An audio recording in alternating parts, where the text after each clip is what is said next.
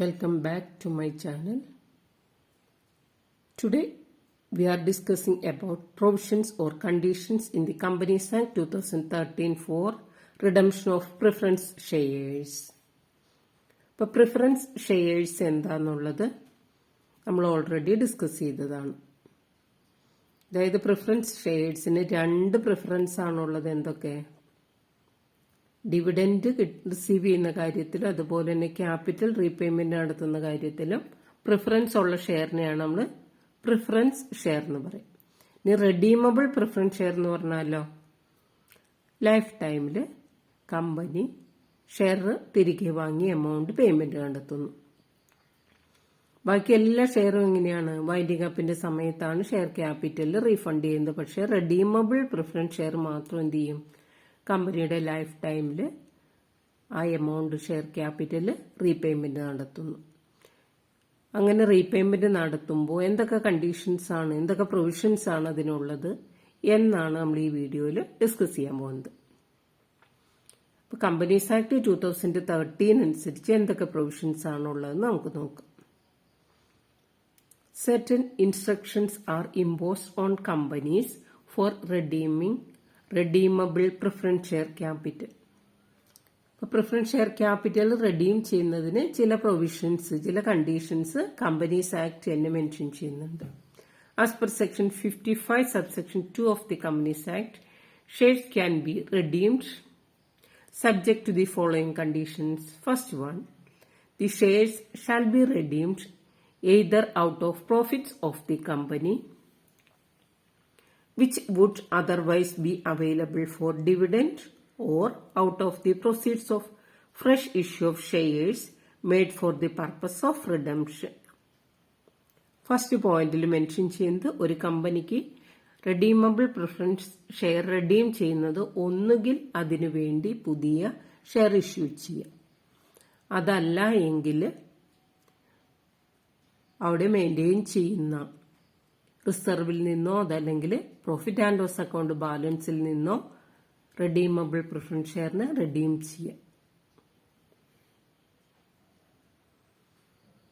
Second point, the shares shall be redeemable only if they are fully paid up. If the shares to be redeemed are partly paid up, they should be made fully paid up before they are redeemed. അതായത് fully paid share മാത്രമേ എന്ത് ചെയ്യാനായിട്ട് സാധിക്കുള്ളൂ? Redeem ചെയ്യാനായിട്ട് സാധിക്കും. അപ്പോൾ partly paid share ആണെങ്കിൽ balance ഉള്ള എമൗണ്ട് ഫൈനൽ കോൾ വിളിച്ചത് കളക്ട് ചെയ്യണതിന് ശേഷം വേണം ആ ഷെയറിനെ റെഡീം ചെയ്യാനായിട്ട്. Third point, where redemption of preference shares is made out of profits. പ്രോഫിറ്റിൽ നിന്നാണ് പ്രിഫറൻസ് ഷെയർ റെഡീം ചെയ്യുന്നതെങ്കിൽ a sum equivalent to the face value of shares to be redeemed should be transferred to an account called capital redemption reserve. അതായത് preference share redeem ചെയ്യുന്നത് പ്രോഫിറ്റിൽ നിന്നാണെങ്കിൽ, അതായത് capital എത്രയാണോ redeem ചെയ്യുന്നത് അതിന് equal ആയിട്ടുള്ള amount capital redemption റിസർവിലേക്ക് transfer ചെയ്യണം. CRR, അതായത് capital redemption reserve. Fourth point, in case of such class of companies whose financial statements comply with the accounting standard prescribed under section 133, the premium, if any, payable on redemption shall be provided for out of profits of the company before the shares are redeemed. അതായത് preference share redeem ചെയ്തത് പ്രീമിയത്തിലാണെങ്കിൽ ആ premium amount എവിടെ നിന്ന് വേണം നമുക്ക് എടുക്കാനായിട്ട്? പ്രോഫിറ്റിൽ നിന്ന് വേണം എടുക്കാനായിട്ട്. ബട്ട്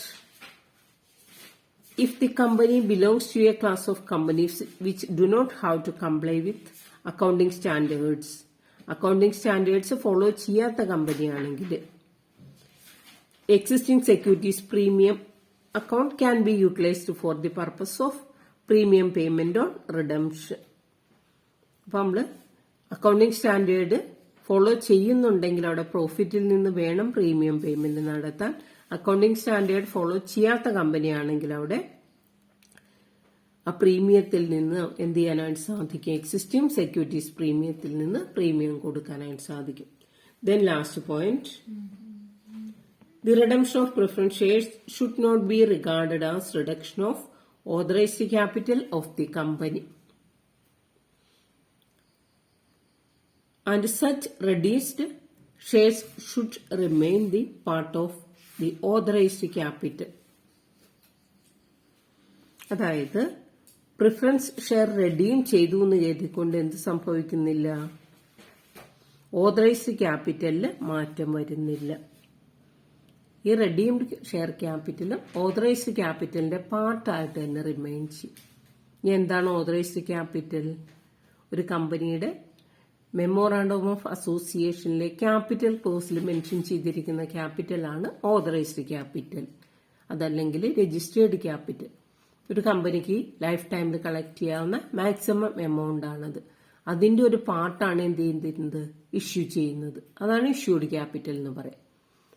അപ്പൊ അതിൽ എത്രയാണോ ഷെയർ ഹോൾഡേഴ്സ് സബ്സ്ക്രൈബ് ചെയ്തത്, സബ്സ്ക്രൈബ്ഡ് ക്യാപിറ്റൽ, കമ്പനി കൊടുക്കാൻ ആവശ്യപ്പെട്ടത് കളക്ട് ചെയ്യുന്ന എമൗണ്ട് ആണ് കോൾഡ് അപ്പ് ക്യാപിറ്റൽ, പേയ്മെന്റ് നടത്തുന്നത് പെയ്ഡ് അപ്പ് ക്യാപിറ്റൽ.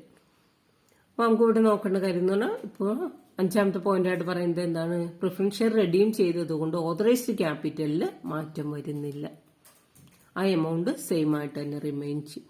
അപ്പൊ നമ്മളിവിടെ 5 പോയിന്റാണ് ഡിസ്കസ് ചെയ്തത്. ഫസ്റ്റ് പോയിന്റ് എന്തായിരുന്നു, പ്രിഫറൻസ് ഷെയർ റെഡീം ചെയ്യാനായിട്ട് സാധിക്കുന്നത് ഒന്നുകിൽ പ്രോഫിറ്റിൽ നിന്ന്, അതല്ല എങ്കിൽ എന്ത് ചെയ്യാം, അതിനുവേണ്ടി ഫ്രഷ് ആയിട്ടുള്ള ഇക്വിറ്റി ഷെയർ ഇഷ്യൂ ചെയ്യാം. എന്താണ് ഫസ്റ്റ് പോയിന്റ്.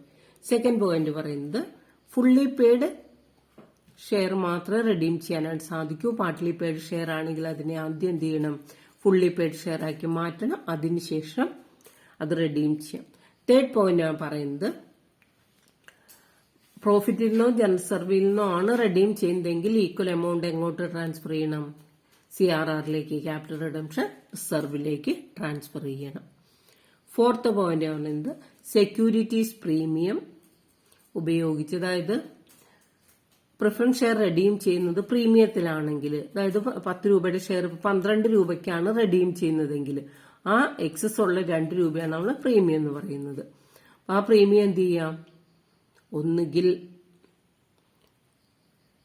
പ്രോഫിറ്റിൽ നിന്ന് ഉപയോഗിക്കാനാണ് സാധിക്കുക. അതായത് അക്കൗണ്ടിംഗ് സ്റ്റാൻഡേർഡ് ഫോളോ ചെയ്യുന്ന കമ്പനിയാണെങ്കിൽ സെക്യൂരിറ്റീസ് പ്രീമിയത്തിൽ നിന്ന് അത് ഉപയോഗിക്കാം. അതല്ല എങ്കിൽ എന്ത് ചെയ്യാം, നിലവിലുള്ള സെക്യൂരിറ്റീസ് പ്രീമിയത്തിൽ നിന്ന് വേണം പേയ്മെന്റ് നടത്താൻ. ദെൻ ലാസ്റ്റ് പോയിന്റ് പറയുന്നത് റെഡീമബിൾ പ്രിഫറൻസ് ഷെയർ റെഡീം ചെയ്യുന്നത് കൊണ്ട് ഓതറൈസ്ഡ് ക്യാപിറ്റലിൽ അല്ലെങ്കിൽ രജിസ്റ്റേർഡ് ക്യാപിറ്റലിൽ മാറ്റം വരുന്നില്ല.